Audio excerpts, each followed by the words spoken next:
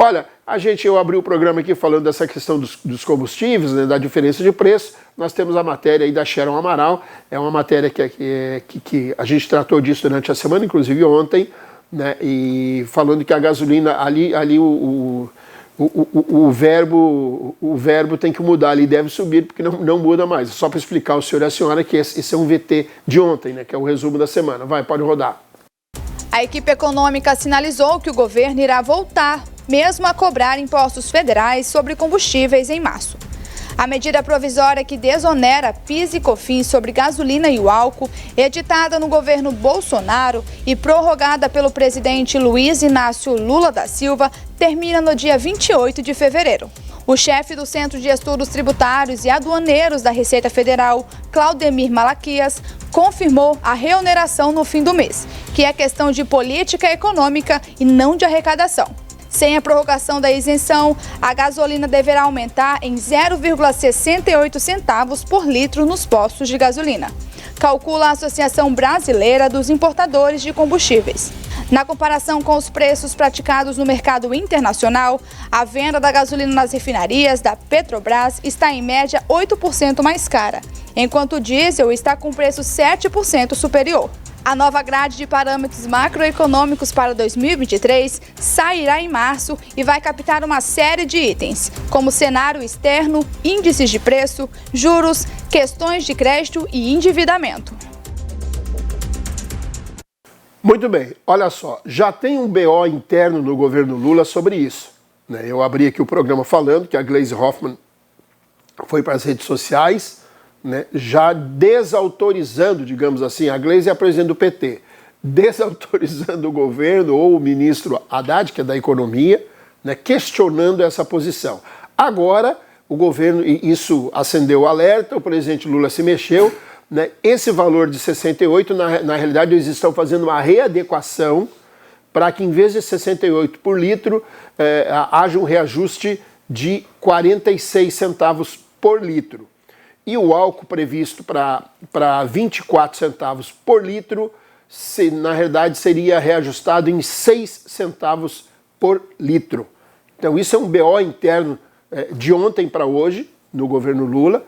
Então já em conflito aí, equipe econômica, com apoiadores, simpatizantes, gente que vem junto com Lula desde a campanha e que não concorda de ter prometido uma coisa e agora fazer outra. Aliás, eu acho que eu não tenho um cidadão nesse país que concorde com isso, né? Não é questão de não concordar com o aumento, é questão de que o cara sobe o palanque, fala uma coisa e depois chega na hora faz outra. Eu duvido achar um cidadão que concorde, né, que apoie isso, aprove. Otacílio, começamos com você aí, que entende bem dessa questão desses números aí. Então, né, Cícero, realmente foi uma batalha lá na campanha política, né, sobre a manutenção ou não da desoneração, tá? Então, foi até uma medida considerada eleitoreira na época lá pelo grupo do Lula, tal, mas depois, durante toda a discussão política, né, os dois candidatos ali na ponta lá se comprometeram em manter, né? O Lula mais falava sobre mudar a política de preço, sair do PPI e voltar ao modelo antigo, mas eu acho que quando João Paulo Prats assumir, dificilmente isso vai acontecer, mas penso que eles devam, né, talvez o Lula vai, aí, prorrogar um pouquinho a mais essa medida e até o novo presidente da Petrobras assumir e eles tentar achar uma equação, né? Mas, assim, eu vi muita gente falando que tem que voltar mesmo, porque não tem importância. Tem importância, sim. É bom lembrar, né, que o ano passado, quando se instalou a crise entre Rússia e Ucrânia, né, que já completou um ano agora, né, na data de ontem, março nós tivemos a maior inflação para o mês de março desde 94, né, naquele período inflacionário. Tudo isso pela questão do preço dos combustíveis, né? Então, só para a gente ter uma ideia, em março do ano passado, a inflação em um único mês foi de 1,68%, puxado, né, pelos combustíveis, que alavancou todo o preço na economia. Também em março nós tivemos uma coisa muito atípica, né? 80%, né, dos produtos brasileiros aumentaram, não foi só... Isso mostra o poder do combustível, né? É só lembrar que o óleo diesel ano passado, em março, aumentou 25%. E isso saiu puxando o aumento de tudo, praticamente tudo na economia. Dos 377 itens pesquisados pelo IBGE, 80% sofreram aumento. Então, controlar o preço dos combustíveis é importante porque o impacto dele na cadeia de tudo, né? Ou seja, é um item de custo que está presente em tudo na economia, está presente em tudo. Né? Nós estamos em período de chuva, pelo menos não vai afetar agora, mas, por exemplo, quando chegarmos ali maio, junho e julho, que a chuva parar e o sol forte aparecer aí, vai ter que ser acionada várias termoelétricas aí que usam o diesel, né, como insumo. E nós temos aí situações bastante negativas no sistema energético brasileiro por conta disso. Situações não pagas ainda, né, do diesel. Então, é importante, sim, você manter o controle. O governo tem que tomar uma posição. Vai prorrogar isso até quando? Quando é que o novo presidente vai assumir? Que política de preço vai assumir? Mas o fato é que, sim, é importante você discutir essa questão do preço. Eu penso que deva voltar os tributos, mas de forma moderada, não igual era o peso, né? É PIS, COFINS e a CID, né? Tem que repensar a CID, porque a CID ela nunca foi utilizada pela função, porque a CID é uma contribuição de intervenção, né, do governo federal no domínio econômico. Ou seja, ela poderia ser utilizada a própria CID para balancear o preço dos combustíveis, né? Já que ela é uma contribuição para intervenção. Né? O governo poderia intervir utilizando a própria CID. Então tem que repensar a CID, tem que repensar muita coisa, né, em relação aos combustíveis. Até mesmo a gente sempre fala aqui, ó, o Brasil está muito atrasado aí, né, na questão aí de fontes alternativas, né, para o uso de veículos, enquanto vários países do mundo já estão se adequando para estabelecendo meta ou para redução, até mesmo para a extinção do uso de combustíveis fósseis, né? O Brasil está muito parado. Eu também acredito que o Brasil jamais vai extinguir o uso de combustíveis fósseis, mas poderia muito bem já, por exemplo, a frota do governo federal já deveria ser de carros eletrônicos para reduzir a demanda de combustíveis, né? A frota, pelo menos, que circula ali internamente ali, que vai fazer os trabalhos do governo ali. Eu não tiro da polícia aí que os veículos eletrônicos andam muito devagar, né? Mas pelo menos a frota ali para fazer aquele serviço administrativo já muito tempo deveria. O básico deveria ser.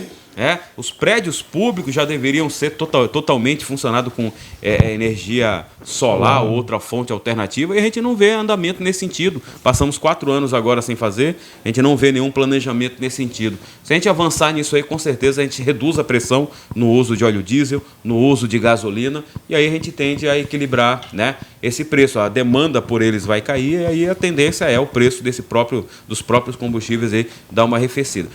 Ou seja, é você adotar realmente, utilizar todas as fontes possíveis de energia para principalmente, né, reduzir a pressão sobre os derivados de petróleo, que é uma briga, é um cartel internacional e suscetíveis ao que nós vemos vendo aí. Ou seja, o preço dela não segue uma lógica de mercado, segue uma lógica de conflito internacional, de especulação e de uma cartelização que é muito prejudicial à economia, né? Mas eu acho que o governo deve adotar aí uma estratégia bastante variada. Se não pensar nisso aí, o problema vai persistir, vai passar os 4 anos do governo Lula e o problema não vai ser sequer minimizado. Ninguém quer resolver o problema, mas pelo menos minimizar é necessário. Muito bem, Josinélio, seu comentário sobre esse tema dos combustíveis, que primeiro teve essa redução, coisa do seu presidente, do seu ex-presidente, que você apoiou e admira, e agora está aí com essa questão de volta, não volta, e aí? Isso, na verdade, não é uma questão nem de admirar, né? É você observar os resultados de fato, né? A gente tem aí hoje um governo que precisa resolver um problema que aparentemente já tinha sido, né? Agora, infelizmente, o que a gente está observando agora, e que todo brasileiro tem que observar, é a capacidade da esquerda mentir. Para ele chegar no poder, eles mentem. Infelizmente, a gente teve isso na eleição da Dilma. Na campanha, meu irmão, era mentira, uma atrás da outra. O próprio Lula depois disse: o que nós prometemos na campanha não vamos ter condição de cumprir. Ele sabe que não tinha condição de cumprir, mas mentiu porque precisava ganhar a eleição. Agora, nós estamos vendo aí o preço subir, os impostos voltar, deixando claro que não é uma questão de puxar saco do governo anterior, mas está claro que é a primeira vez na história do Brasil que um líder máximo da nação tirou imposto. Não colocou, tirou imposto. E isso vai contramão a todo especialista que vai falar de economia. o governo vai conseguir resolver esse problema agora? Claro, ele vai voltar o imposto novamente e vai meter juros em todo mundo. Infelizmente, está na cara que é isso que vai acontecer. Mas você acha que essa retirada de impostos ela seria ad eterna? Eu acredito que foi tirado e que se manteve. Na minha opinião, só se o governo estivesse lá para dizer que ia voltar. Eu não acredito que esse imposto voltaria, a não ser que a economia se equilibrasse novamente. Agora, infelizmente, você vai numa campanha eleitoral, Cícero, e falar abertamente que você vai fazer uma coisa. E não é uma mentira só do Lula, não, tá? Tem uma montoeira de mentira, ganhou baseado na mentira, e muitas coisas não vai sustentar, não é só a economia. Amir, seu comentário. Olha, eu acho que essa questão dos combustíveis fósseis, ou seja, o petróleo, né, porque o povo entende melhor, é uma questão que nós temos que avançar e tirar essa dependência. Desde que houve a Revolução Industrial, você agregou a máquina, a energia humana dos braços, você agregou a máquina. Então, hoje foi substituindo aquilo que era uma energia pessoal do corpo humano pela máquina. E hoje é a máquina total. E essa máquina é movida hoje ao quê? Fundamentalmente os combustíveis fósseis. É o petróleo e a gasolina, né? Quer dizer, o petróleo é o óleo diesel e a gasolina. O pessoal já chama de petróleo, né? Então, para entender aqui com a população, nós temos aí essa variável que é muito forte na economia. E é isso que inflaciona todos os outros preços. Quer dizer, o que você entende, hoje qualquer coisa, e sobretudo o óleo diesel é fundamental. Ele tem uma participação, eu não tenho o número aqui, mas a participação é grande no transporte, desde o saco de arroz, o saco de feijão, você usa no transporte fundamentalmente o petróleo. Então, quer dizer, nós estamos com um impasse. Como reduzir? Aí veio o governo Lula e prometeu a redução, não dos impostos, isso é preciso ser claro, a redução que ele prometeu do preço dos combustíveis, vamos dizer, do petróleo, né? E aí isso não está descartado. Em primeiro lugar, eu acho que ele tem que, isso se fala, de buscar uma estrutura de cálculo, uma metodologia do cálculo diferente dessa hoje atrelada ao dólar, né? Hoje na paridade, como se fala, a paridade é o preço do dólar que comanda o preço também dos combustíveis. Eu quero aqui uma linguagem bem simples. E eu entendo que essa questão deve ser equacionada de forma a reduzir o preço. Afinal, nós temos a autonomia. Não temos no refino, então vamos construir esse refino. Aí alguém diz, não, mas o petróleo está chegando ao fim, os combustíveis fósseis não valem mais. Vale a pena, porque são 20 anos, 30 anos, não se sabe quando nós vamos nos libertar totalmente desses combustíveis fósseis. Então, eu acho que está aí, nós temos uma capacidade grande ainda de produção no pré-sal, temos ainda outros locais importantes na produção desses combustíveis, e o que falta aqui, não é possível que não se raciocine. Alguém já falou, isso é um cartel, e é um cartel que domina isso mundialmente. Então, você tem que comprar lá do Texas, por exemplo, a um preço elevado. Talvez o Lula consiga comprar aqui da Venezuela, que é o chinês que está explorando, então, quer dizer, talvez consiga comprar mais barato do que no Texas. Mas isso não é fácil, porque ele tem um controle muito rígido, né? E todo mundo sabe, essa questão do petróleo, né, foi um domínio de 7 irmãs. São 7 grandes empresas que dominam o mundo. É um cartel, claro que é um cartel, e faz o preço que bem entende, porque ela não é, como já foi dito pelo professor, não é uma fórmula de cálculo desses custos e consequentemente, do preço da venda. Não, eles têm o arbítrio, eles fazem e dizem, é tanto e ponto final. Quer dizer, é uma decisão dessas grandes empresas, as 7 irmãs que dominam no mundo, tanto no mundo árabe, como no Brasil, como na Inglaterra, que começou lá grande parte, como nos Estados Unidos, sobretudo. Mas, para resumir, eu acho o seguinte, eu não descarto a ideia nem de redução de impostos com a nova, o que quer se estabelecer, uma fórmula nova de tributação. Quer dizer, nós teremos aqui a reforma fiscal, a reforma que vai ser muito importante, a reforma tributária, né? A reforma tributária aqui no Brasil, em que nós teremos, então, uma oportunidade de buscar uma tributação mais justa, seguindo a justiça tributária. Hoje, também o nosso sistema tributário, que foi herdado, sobretudo lá, da Revolução, né, do golpe, o que foi, da ditadura, que fixou fundamentalmente o grande bolo para a União, um Estado unitário. Não houve um Estado brasileiro federativo, ou seja, olhando os Estados federados, mas olhando só a receita da União. Depois, a conta-gota se distribui para gerar uma dependência com o governo central. Então, a gente tem que mudar esse sistema tributário. E aí eu acho que a gente poderá dizer que a promessa de campanha estará cumprida ou não. Muito bem. Moisés Cruz, sua vez. Olha só, o governo do PT é um governo gastador. Ele tem pouco compromisso com a responsabilidade fiscal e o mercado sabe disso. O mercado tem reagido e o mercado está insatisfeito com o modo em que o PT vem conduzindo a questão da economia. Pouca transparência, não tem um plano arrojado econômico, está tudo muito nebuloso. Agora, pessoal, o PT já esteve no poder por 16 anos. Eles sabiam que seria muito difícil baixar o combustível numa canetada. Pegue os vídeos dos colegas petistas aqui no programa. Pegue os vídeos do Lula dizendo: eu resolvo esse problema da gasolina rapidamente. Mas é rápido, eu resolvo isso ligeiro. Venderam uma promessa que sabiam que não poderiam cumprir.